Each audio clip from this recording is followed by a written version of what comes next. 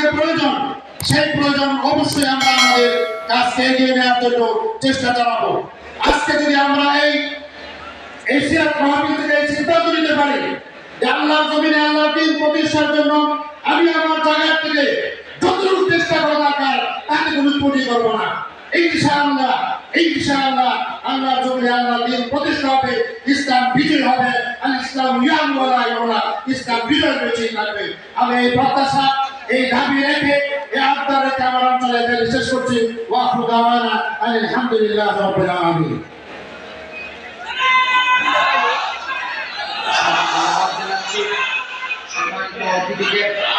এ পর্যায়ে আলোচনা পেশ করার জন্য অনুরোধ করছি বিশিষ্ট ইসলামী scholar professor doctor Abdus Samad, মানবাধিকার প্রতিষ্ঠায় রাসূল সাল্লাল্লাহু আলাইহি ওয়াসাল্লামের আদর্শ।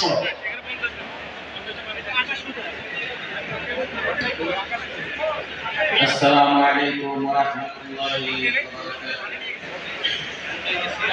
আলহামদুলিল্লাহ ওয়াহদা ওয়াসসালাতু ওয়াসসালামু আলা মান লা নাবিয়্যা বা'দা ওয়া আলা আলিহি ওয়া সাহবিহি ওয়া সাল্লাম তাসলিমান কাসীরা আম্মা বা'দ।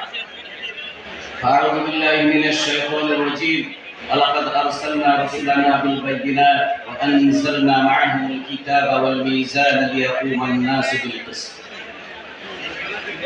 জাতীয় সিরাত সম্মেলন এর আজকের এই বিশাল সমাবেশের সম্মানিত সভাপতি, প্রধান অতিথি, অন্যান্য সকল অতিথিবৃন্দ এবং আজকের এই উপস্থিত ভাই এবং বোনেরা, মানবাধিকার প্রতিষ্ঠায় রাসূলুল্লাহ সাল্লাল্লাহু আলাইহি ওয়াসাল্লামের অবদান বা ভূমিকা।